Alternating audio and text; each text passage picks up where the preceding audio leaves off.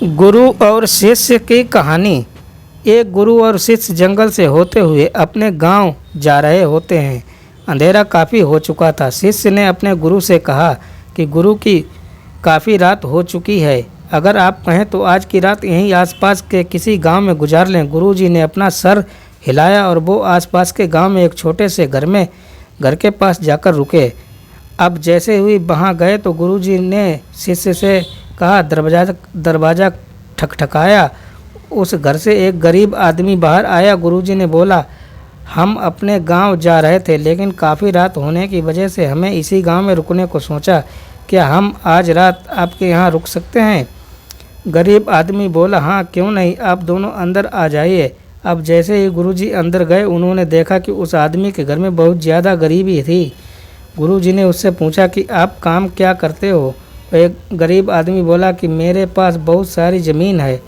तो गुरुजी ने बोला, अगर तुम्हारे पास बहुत सारी ज़मीन है तो इस तरह से क्यों जी रहे हो? वह आदमी बोला, यह किसी काम की नहीं है। गांव वाले बोलते हैं कि ये बंजर ज़मीन है, यहाँ पर कुछ भी नहीं उगाया जा सकता है और वहाँ फसल उगाना बहुत बड़ी बेवकूफ़ी है। गुरुजी ने बोला कि तुम्हारा गुजारा कैसे होता है? उसने बोला कि मेरे पास एक भैंस है जिससे मेरा पूरा घर चलता है। ये सुनने के बाद गुरुजी सो जाते हैं और रात में जब सब सो जाते हैं तब गुरुजी ने अपने शिष्य को उठाते हैं और उस गरीब आदमी की भैंस लेकर अपने गांव चले जाते हैं।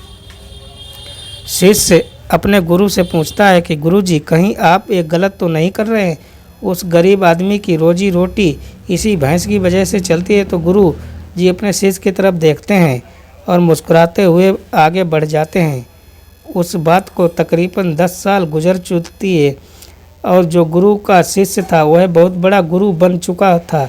तो एक दिन उन्हें उस गरीब आदमी की याद आती है कि मेरे गुरु ने उस आदमी के साथ अच्छा नहीं किया था, मुझे एक बार चलकर देखना चाहिए कि वह आदमी अब किस परिस्थिति में है।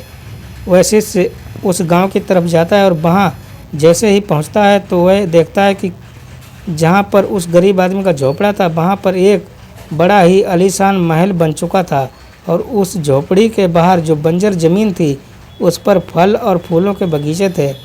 तभी उधर से उस घर का मालिक आता है। शिष्य उसे पहचान लेता है और उस आदमी को बोलता है, तुमने मुझे पहचाना? मैं अपने गुरु जी के साथ आया था, हमने एक रात के लिए आपके यहाँ रुके भी थे।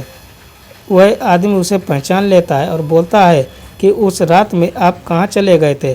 और उस रात के बाद ही मेरी भैंस कहीं चली गई थी, मेरे पास कोई रास्ता नहीं था, तो मैंने अपने ज़मीन पर मेहनत की और फसल निकल आई और आज मैं इस गांव का सबसे बड़ा और सबसे अमीर आदमी बन चुका हूँ। ये सुनने के बाद शिष्य की आंखों में अपने गुरुजी के लिए आंसू आ गए। उसे ये बात अब समझ आई और वो रोने लगा।